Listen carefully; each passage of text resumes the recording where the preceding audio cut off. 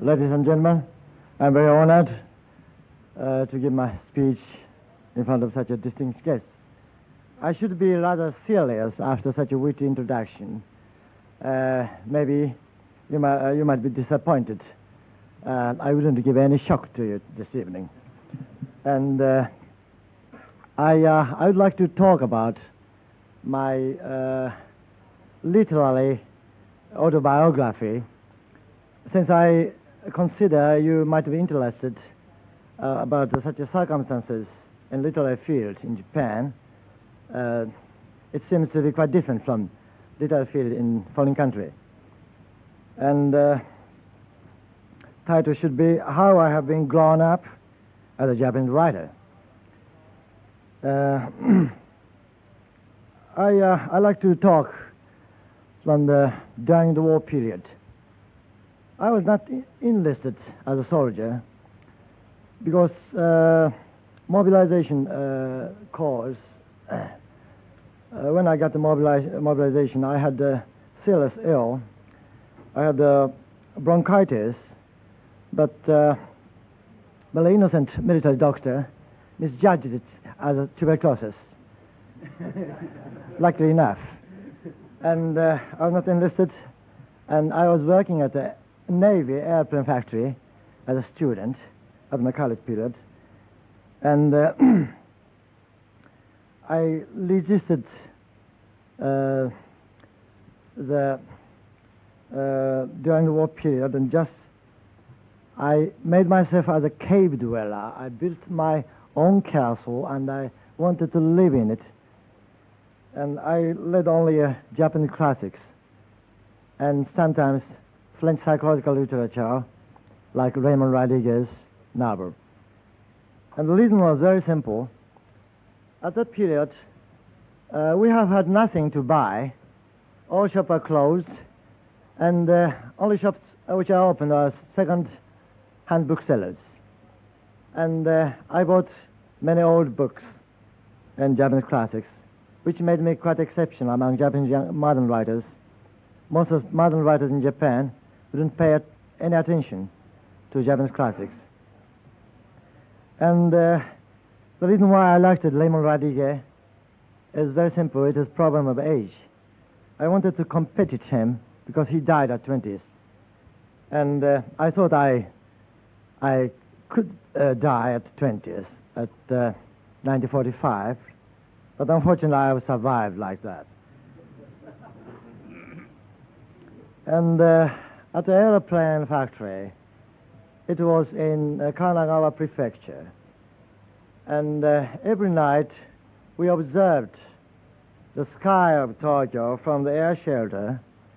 And it sometimes there was bombing in the Tokyo city.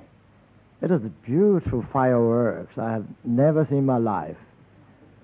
And I felt it is a feast of death, which brought me some romantic idea of the death was sudden about, something like that.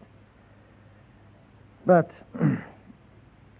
I was quite busy with translating of W.B. Yeats, At Hawkswell in Japanese. And I considered myself completely out of fashion during the war because I'm translating W.B. Yeats. And such my attitude was preserved even after the war. And everything was upset and completely changed after the war since 1945. But still I kept my old customs. And I had to consider myself now completely out of fashion. But yes, I must explain you about our system in literary field. How I became to be a professional writer. In Japan, a short story is most important test for young writers.